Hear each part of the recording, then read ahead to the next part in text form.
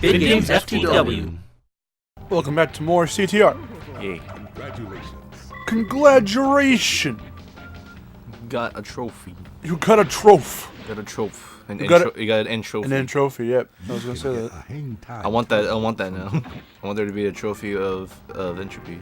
I want it to be his where head. Where instead of the cart, it's his head. Yeah. No, it just the whole thing's his head. And you got the little handles on the sides.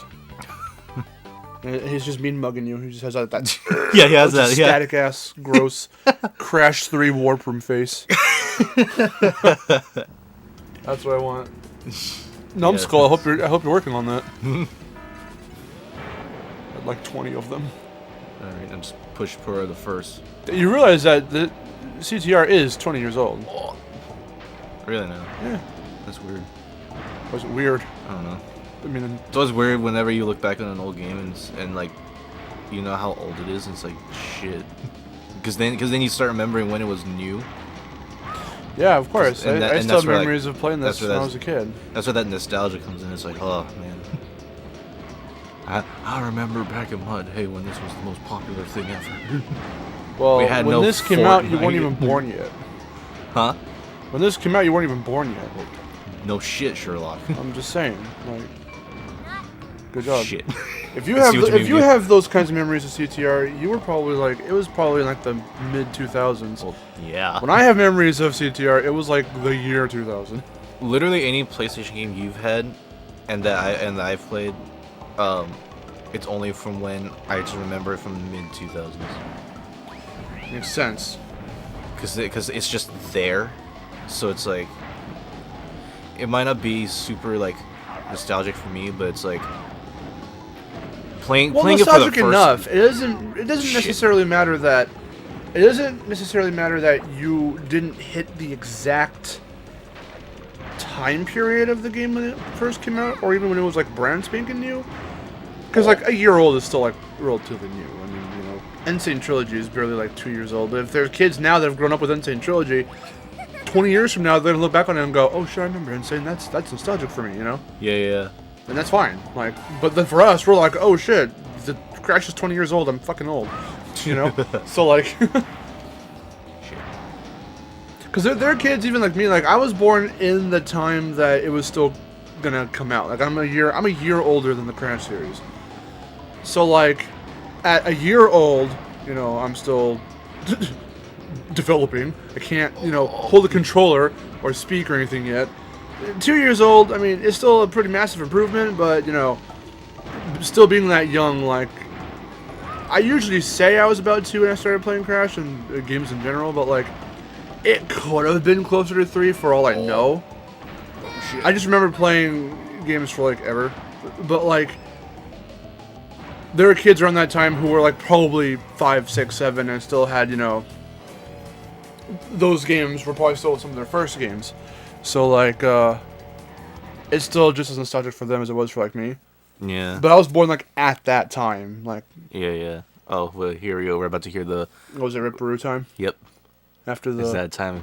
After the win. After this, yeah. I'll just skip it now. Look at Dingo Dog's big-ass freaking tank. Oh, I can't skip it now. Shit. He's fucking, yeah. Look at Pura. He's just licking himself. He was like, adorable. There we go. Big ass eyes. This fucking crazy ass. Okay, shut up. wait. Invisible wall. Yes. Real quick, fun fact. Ripperoo was actually going to speak English at one point. It was weird. It was weird.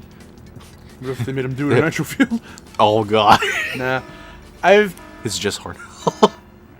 It's just Harnell, like, doing his normal voice. Shit. Don't even pitch shift it. It's just his voice. Yeah. Oh crap! I thought I could like do my. Oh, this is not gonna be good. Cool. Well, follow the trail.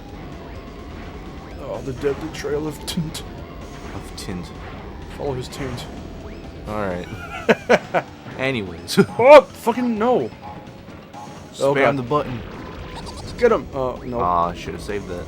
Oh, that's fine. I'm faster than Little Ripper. Little Ripper. Yeah. What's wrong with that? Come here, you little Fuck. Yep. Oh, got him. Can I get him with the Nice. CMT? Yeah, he did. Get Damn, him with dude. that? Triple kill? Yeah. Triple kill. I don't know if you guys knew this, That was awesome. but I am the Crash Team Racing master. Okay. All it takes is a little elbow grease And determination. and pizza grease Piece of grease.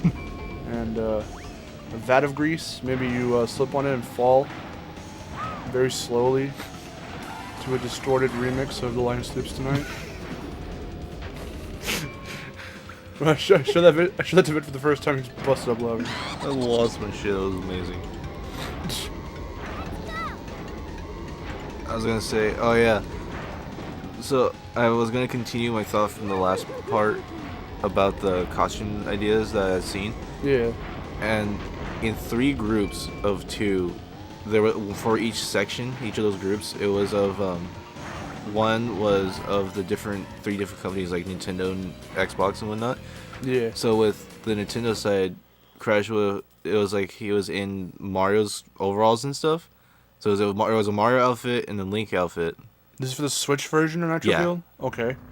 For like them for Sony, it Yeah. was Nathan Drake and some other one that I don't know.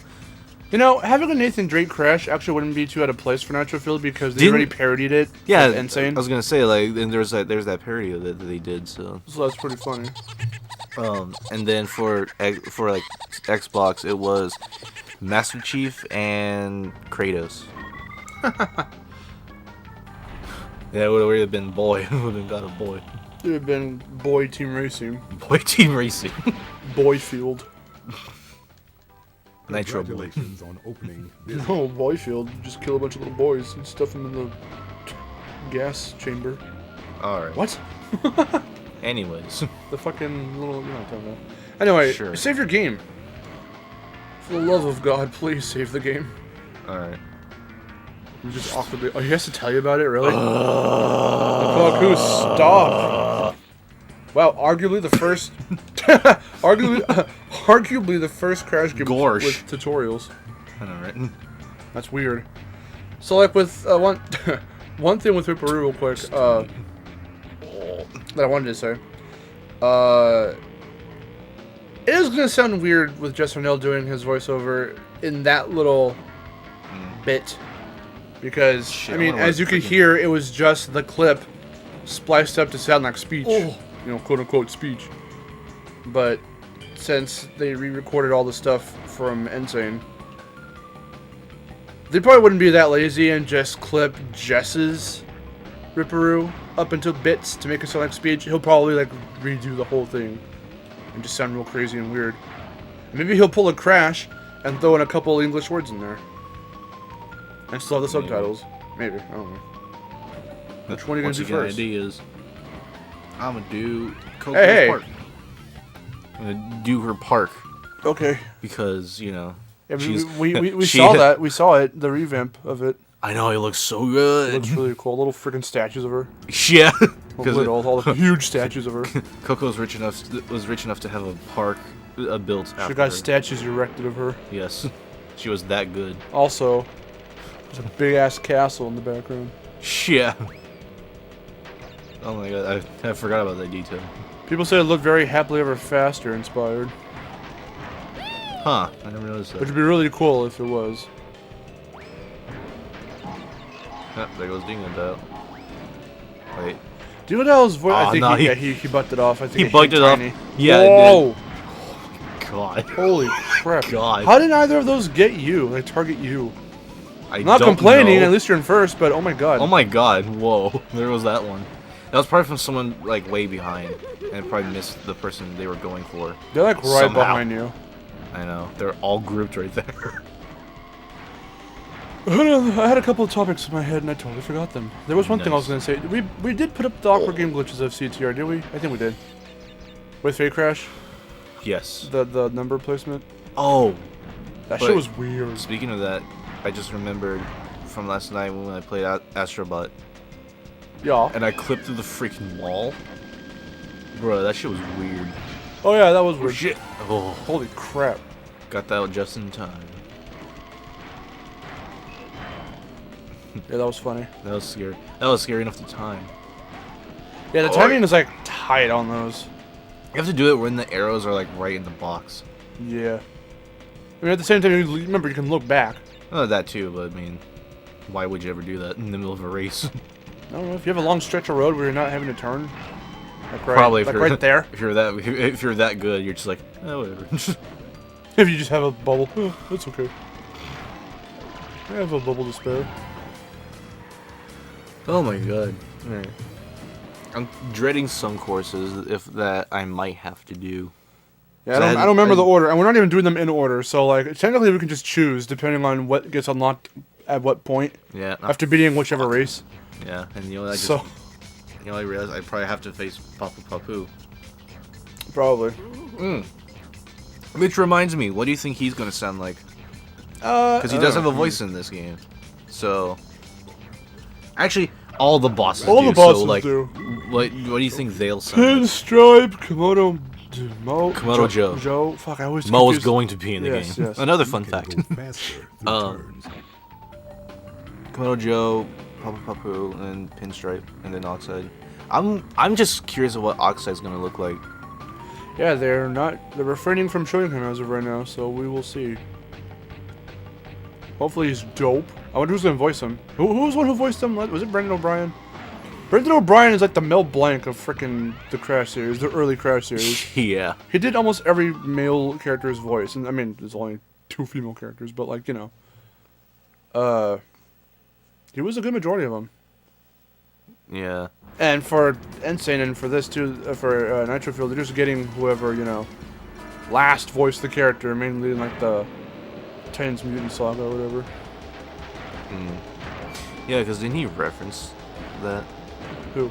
Like, or like, wasn't there a reference in the game that, for Brio in Minor of a Mutant when he was like, I was in the first game, like, what was that supposed to be like a reference to? It's just him breaking the fourth wall. Just him, it was just a fourth wall break.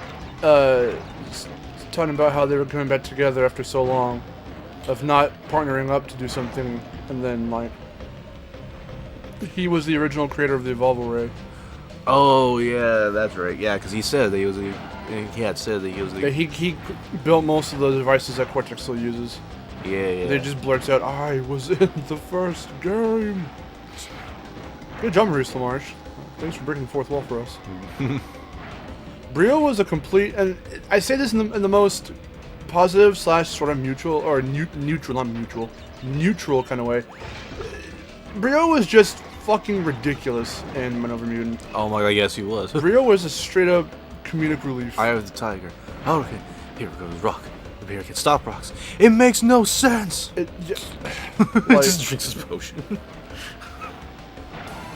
I mean, I don't expect. Brio was more of a comedy relief in that game, if anything. Well, because the humor is always a questionable thing with those two games. Because it's a very different take of humor versus even versus something like Twinsanity, where it's like, okay, it's the start of them being like all yuck and funny and whatever, with like, you know, yeah, you know, whatever. Like Jason Rubin and Andy Gavin have said multiple times that when they were doing these games, all the humor comes from their actions, not the dialogue. That's how come there's not much dialogue, only in the cutscenes, but not like really anywhere else for the most part, or whatever. And whatever they usually do, especially with Crash being wacky, comes from Looney Tunes for inspiration, you know? So while the physical comedy is still there, and it's been there throughout the whole series, there was this weird era in the mid-2000s where, like, everyone was doing it. Sly, Jack, Ratchet, just all of them. Ty, I think, was around that time. They were all doing this, like, okay, Spyro, even Sonic's always like that, but like the snarky, we're gonna like break the fourth wall and just do like Cartoon Network ass humor. I'd like to call it like sitcom humor / like, you know, Cartoon Network humor, where it's like it's trying to be very sitcom based, very like Boost wild. I don't even know how else to describe it. Like, that's the best way I could describe it. But if you've seen any kind of, you know, if you watch Cartoon Network, you've seen shows like Gumball or whatever, while most of it is funny, there's a lot of it that's, like, very jarring. and Crash has never really full on dove into that. So like, it's weird to hear it. So a lot of characters' personality changes started in tag team racing, but then they really played up those differences and just the more dialogue-based humor and jokes Freaking purr. in parodies and whatnot in my Titans, God. and especially Man Over Mutant. That's how come I prefer Titans more, because Titans, in the realm of those two games, for Titans and Man Over Mutant, Titans feels more like a Crash game. And don't get me wrong, you know, I've defended both of the games. I've said both my piece for both of them. I love them both to various extents. But if you made me go down to preference of the two of them, I think Titans clenches it for me a bit more because Oh my god. it still has like that Crash essence kind of. And while Mind Over Mutant does too, I think it's to a lesser extent just because of the way they try to force that comedy in. You know? Yeah. And having those 2D cutscenes in different animation styles doesn't really help that case, because like then it really starts to feel like a Cartoon Network thing. It looks like a cartoon with those cutscenes. Don't get me wrong, love the hell out of those cutscenes. I like the fact that it's 2D and that that's the only Crash game to do that. Use your fucking mask. Use your fucking. Are you serious? Hold up. Are you gonna go for it? Oh! Shit. Wow. Oh, we got so close. Alright. It doesn't even put you over to the other side. Damn it. It's fucking cruel. I don't know. That's my piece on it. I forgot where the original point of bringing all that up was, but I guess who's voicing who in Field? Because keep in mind, Jess Harnell is also Pinstripe, and Pinstripe talks in this game. Oh yeah. So we're gonna hear Jess Harnell talk as a few characters. Wow, that guy Puro got straight up eaten. I said that guy because I wasn't looking at the side at the left. Shit. I just saw some person get eaten Shit. up ahead of you. Oh shit. Also, Debbie Derryberry is doing a really good job trying to match Hynden Walsh in terms of the more childlike, higher pitch of Coco's voice I here. have no clue how I got first in this. I was fucking up a lot, but oh my god. I think it's really weird. I think it's because it's Beanox and not Vicarious Visions. I think Vicarious Visions told them, okay, Beanox is doing a really good job. no, but I'm saying with the voice direction, I feel like it's a slight bit different. I mean, since Tag Team Racing, it's been pretty consistent with, okay, you're your character, just fucking do it. Like, you already know who you are.